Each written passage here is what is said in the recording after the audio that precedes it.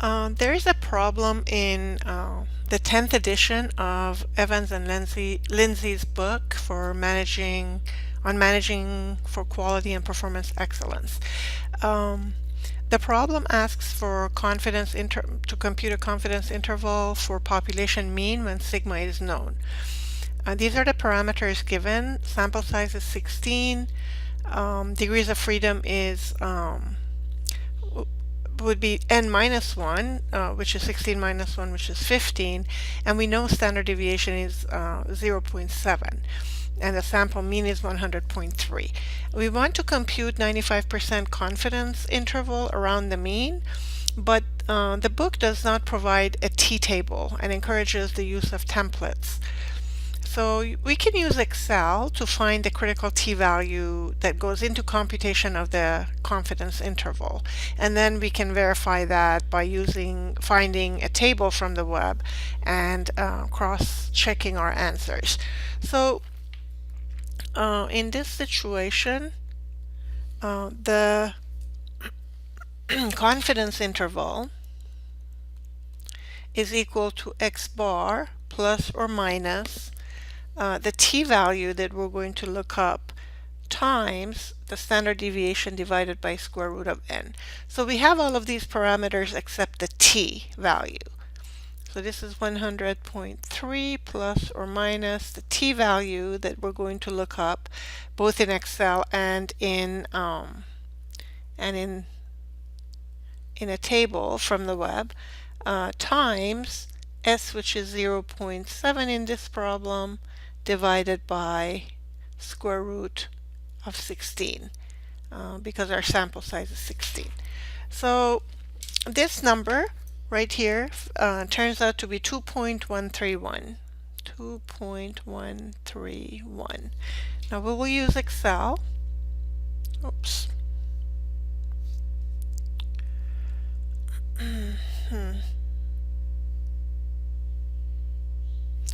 Okay, we will use Excel.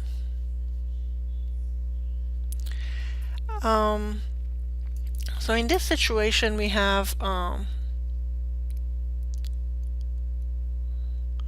if this is a t-distribution and it's a confidence interval, so we know that the mean is 100.3 and we want to find the confidence interval around it from here to here. And since it's a 95% confidence interval, we know the two tails must be 5%, or 2.5% here, 2.5% here, but total is 5%. So we are going to use the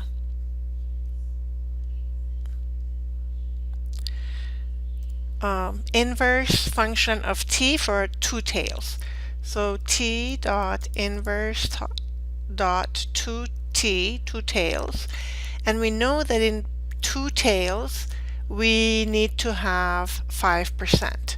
So 0.05 is what we're gonna put in the two tails, and the degrees of freedom is 15, which is n minus 1.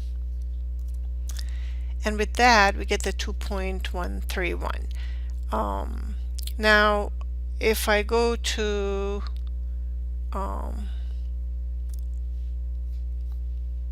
the table that I have found from the internet, I went ahead and embedded it into this MS Word file so that it would be right there.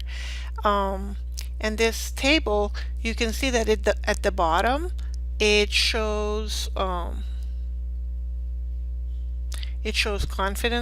confidence level. So because we want a 95% confidence level, I want to go over here and use that column, and my degrees of freedom are right here.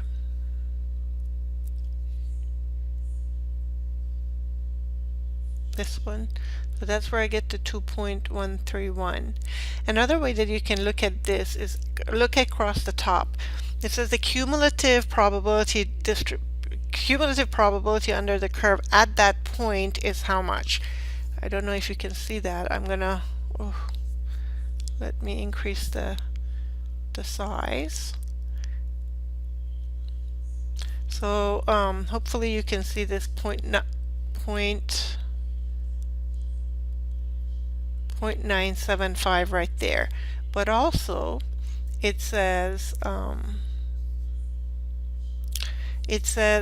for a one-tailed test, how much of the area would be in that right tail.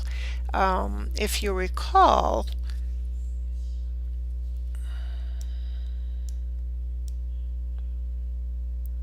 it's in my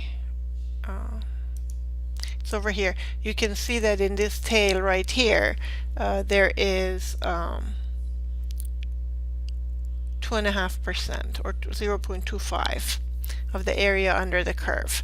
So so based on a two-tail test,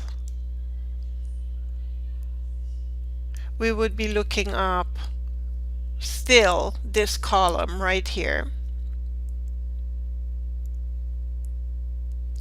We would still be coming over here, and if we want to use what we have in the two tails combined, we would come here again to 0.05, which is exactly what we did when we looked at the t-distribution, the inverse of the t-distribution. Notice that our equation is right here is 2 dot inverse dot 2t, and then I'm specifying that the 0.05 is what the total is in both of the two tails combined. Okay, I hope you found this helpful.